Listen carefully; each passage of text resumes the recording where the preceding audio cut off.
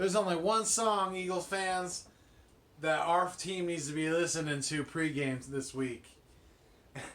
And it's a throwback. It goes, Pop Denucci, Pop Denucci Hay, Pop Denucci, Pop Denucci Hay.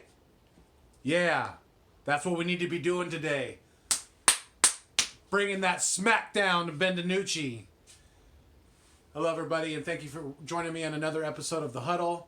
I am Philly Foothills, and I am the self-appointed biggest Eagles fan on the West Coast. And I am here to give you some great Eagles content, getting ready for our Dallas Cowboys game later on today. We are less than 4 hours away now.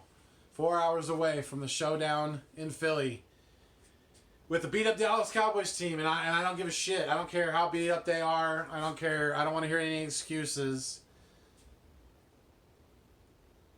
Do you hear that? Eagles fans. Do you hear that? That's the Cowboys fan base on social media this last week. Nothing. Silence.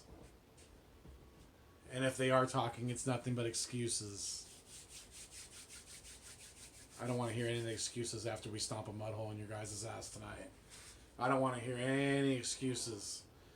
I don't want to hear any excuses. My prediction for I'm going to give you my score prediction and some keys to victory in this video.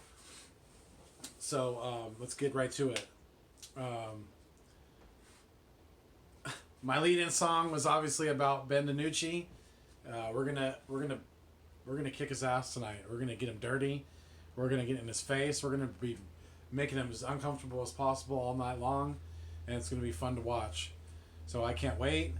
But my first key to victory is establishing a running game. Establishing a running game, and basically, in order to do that, Eagles fans, we all know you have to win up front. And I definitely think that we can dominate on both sides of the ball in the trenches. So I want us to establish a run game early, get Boston Scott, maybe dabble in a little Huntley and some Clement, and get the run game going a little bit, and then use some play action off of that to draw in the linebackers, and we could just hit them over the top with some play action. Maybe Goddard or Rodgers over the middle, or maybe Rieger down the sideline, maybe Fulgham on a hit and go, or something like that, hitch and go. But yeah, so that's my first key to victory, is winning in the trenches, especially on getting off the ball fast and furious on offense and smacking them in the mouth. In my last video, I expressed some of my frustrations with the Jason Peters being pushed back into the lineup, and it looks like Jordan Mailata's going to the bench, which I completely disagree with. I think that's a slap in the face to the kid who has done nothing but fight through adversity, coming from not even playing football up until he was an adult, because he was playing rugby over in Australia before he came to the NFL. So I just don't agree with it, but it is what it is right now, and more than likely JP probably won't last the game anyway, and there's going to be some shuffling around on the line. Lane Johnson's been in and out of the lineup too as well. He's going to try to give it a go, but man, I'm excited about getting Goddard back. I don't even want to say his first name, because everything this week, if I hear Dallas, I just want to kill it. I hate the Dallas Cowboys with a passion. They are the biggest fan base I hate of all of sports, through and through. Dodgers are probably my second, because I'm a Giants fan, being from Northern California. Both of my parents are from the Bay Area. I'm a San Francisco Giants fan, not a New York Giants fan. No way, absolutely not. But San Francisco Giants fan. So the Dodgers are number 2 on my hated list, but the Cowboys, bar none, absolutely hate the Dallas Cowboys with a passion. And like I said, I don't care how beat up they are. I want to destroy them tonight by at least 3 touchdowns. I want to win by 21 points or more. or I'm not going to be as satisfied. But my second key to victory is, and this is going to be, this is going to be a fun one to watch, ladies and gentlemen. My second key to victory is attacking the Cowboys secondary. Their secondary is horrendous, and I mean horrendous. We need to attack them early and often, and mix up the route running, keeps the guys fresh. Whatever we have to do. I want to see a go route to Hightower even. Attack the secondary. Go after that defense, especially the secondary, because the Dallas Cowboys secondary is beat the bleeping up. I mean, they're banged up big time, and they're just not playing well. So, and my third key to victory is having a balance on. It's kind of a combination of two things. My third key to victory is having a balance on offense. And God, when I say having a balance on offense, I know Doug's going to be pass heavy tonight because he's going to be trying to pick apart that secondary of Dallas. But please, Doug, just don't abandon the run game. You gotta give Boston Scott his touches and let him do his thing. Even if you have to work it into the screen game, it doesn't matter to me. Just don't abandon the short pass, run game, whatever you have to do to draw the defense and keep them honest. And my second B to that third key to victory is, for the love of God, Doug, or whoever is calling these damn option plays on the goal line, 2-point conversions, please stop. The defense knows you're not going to throw the ball. Stop running those plays on the goal line. It's not working. So that's my third part of my third key to victory. There is stop with the option plays on the goal line and the 2-point conversions, and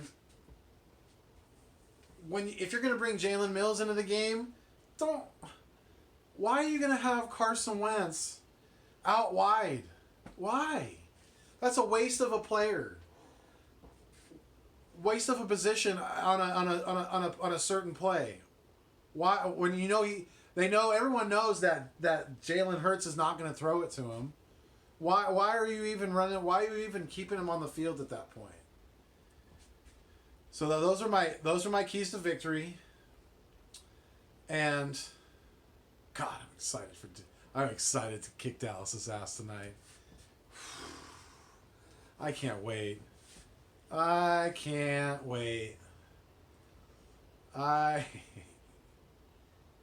don't feel sorry for any Dallas Cowboys fan base, YouTube content provider, any of them. I don't feel sorry for you, and I never will, because we've gone through so much injury adversity through especially to the past 3 or 4 years than most every other team I could think of. And I watch a lot of football. I don't just watch Eagle football. I don't just pay attention to the Eagles. I pay attention to football in general. The Eagles are my squad, as you could see. They'll always be my squad. They'll bury me in green. I mean, I'm not going anywhere. So, and I'm, like I said before, I'm new to this YouTube thing. So please like and subscribe down below if you haven't done so. If you haven't done so already, and please let me know in the comments what I could do to make my channel better, to what I could do to make the content that I provide you better. And like I said, so I'm going to give you my prediction of my score prediction for tonight, and I think it's going to be Philadelphia 34, Dallas 10. We're going to win by 24 points, and we're going to bury the Dallas Cowboys. We're going to bury them. We're going to bury them, because after this week, they're not going to have any they're not going to have any drive left. They've already lost all their heart. They're the Dallas Tin Men. I mean, I've been saying it all week on Twitter. They're quitting. They're tanking. They're America's tank. They're the Dallas Tin Men. Because they ain't got no heart. Not like our Philly Eagles. Eagles Nation. Not like our Philly Eagles. Not like the Bird Gang. We may have lost to Pittsburgh and Baltimore, but especially in the second half, we played those teams hard and we gave them a fight for their money. We gave them a run for their money. We gave them a hard fight, and it was not an easy victory for either one. And those, especially the Steelers, they're a top-notch team this year.